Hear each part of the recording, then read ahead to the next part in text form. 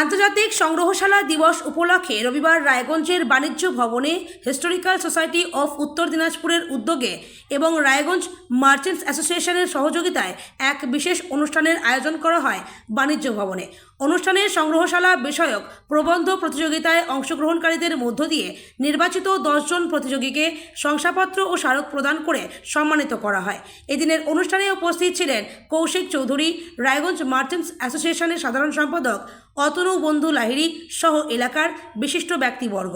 সংস্থার সম্পাদক সোমনাথ সিনহা জানান, উত্তর দিনাজপুর জেলার ঐতিহ্য, ইতিহাস এবং সংগ্রহশালার গুরুত্ব সম্পর্কে নতুন প্রজন্মকে সচেতন করতেই এই উদ্যোগ নেওয়া হয়েছে।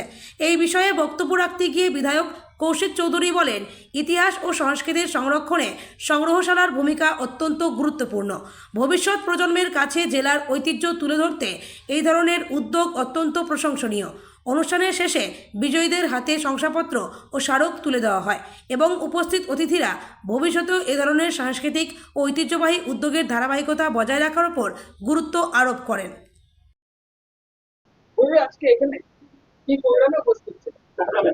এখানে হিস্টোরিক্যাল সোসাইটি অফ উত্তর দিনাজপুর ওরা দীর্ঘদিন ধরে ইতিহাস নিয়ে সাধারণ মানুষের মধ্যে, ছাত্রছাত্রীদের মধ্যে বিশেষ আগ্রহ, ভালোবাসা তৈরি করার জন্য খুব প্রচেষ্টা করছে।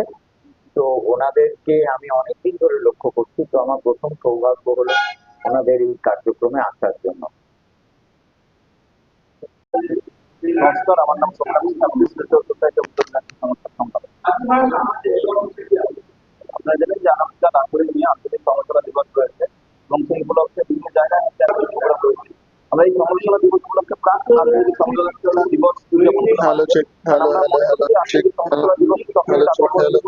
যখন সকলে সংগ্রহশালা এবং সকলে সংগ্রহশালা রক্ষায় নিজেরা এগিয়ে আসে।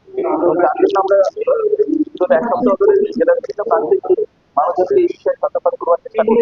তারই একটি মাধ্যম ছিল আজকে। একই সাথে আমরা আন্তর্জাতিক সংগ্রহশালা দিবস উপলক্ষে প্রবন্ধ প্রতিযোগিতার আয়োজন করেছিলাম এবং সেই প্রবন্ধ প্রতিযোগিতাতেও আমরা 10 জন জেলার বিভিন্ন প্রান্তের ব্লকের থেকে শিক্ষক, শিক্ষিকা বা শিক্ষার্থী তাদের 10 জনকে আমরা আজকে প্রতিযোগিতা করলাম।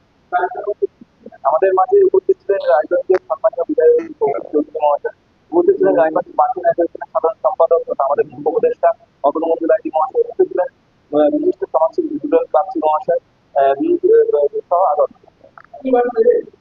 আমরা বলবো যে জেলার ঐতিহ্য রক্ষা পান এবং এই ঐতিহ্য রক্ষার দায়িত্ব শুধু সরকারের না, আমাদের সকলের, এবং আমরা ঐতিহ্য সম্পর্কে সচেতন হই এবং আমরা জেলার এই ঐতিহ্যগুলো জেলার বাইরে